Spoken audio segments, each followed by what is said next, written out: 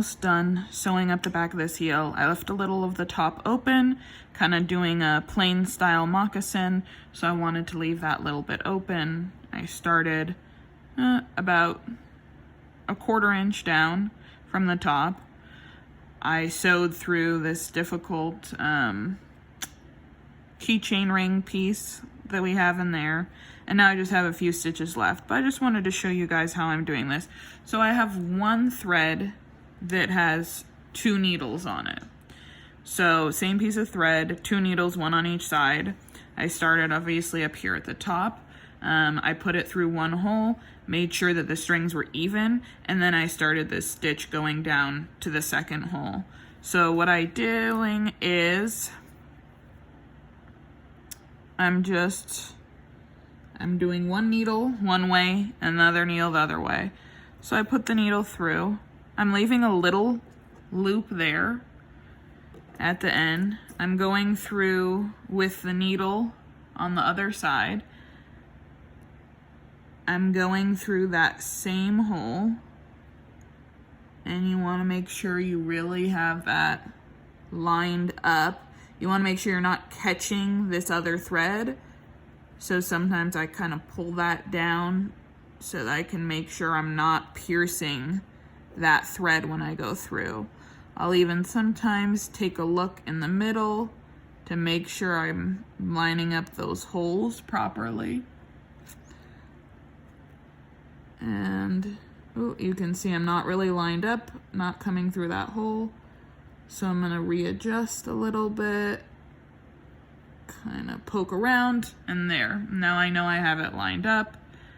So it's coming from the previous hole down into this lower hole. And then I wanna make sure it's kind of looped through. I'm gonna pull that, looped through this thread. And that kind of makes sure that stitch is locked in. So you can do that on both sides. It's looped through the loop that was just made by the previous thread, and that really just locks it in there. Then I'm gonna pull tight. So I have 1 thread coming out of each side of that stitch. So that's how I'm doing this back stitch. I find I like that better than like a baseball stitch or a whip stitch here. It's harder then for that seam to lie flat and curve around nicely on the back of the moccasin. So this is the technique I'm using for this. So I have 1 more hole that I've pre-punched.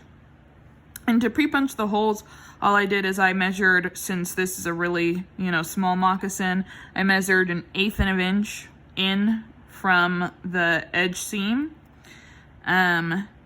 I marked it with a pencil so that I could wipe off any of the excess up here that I didn't need. And then I used this tool to make sure I got a nice even spacing, and then punch the holes with my owl. So that's how I made the holes. So I have one last one. As you can kind of see, it's right on that edge, but not too close that it's gonna pull the stitch out if it has any pressure on it. So this is going straight through, starting with the thread on this side. It's going to that next hole. I'm gonna pull it,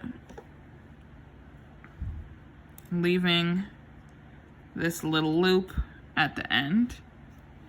And I'm gonna take my other needle, go up 1 hole, keeping that thread that's already in there out of the way. So this is the part, I think, of the moccasin that's the hardest, that you really have to be patient with, and make sure you're getting those stitches nice and tight and nice and even. So once you've finished sewing up the back like this, I tied it off. I singed the edges a little bit so that it would really stay on there. Now it's time to turn the moccasin right side out.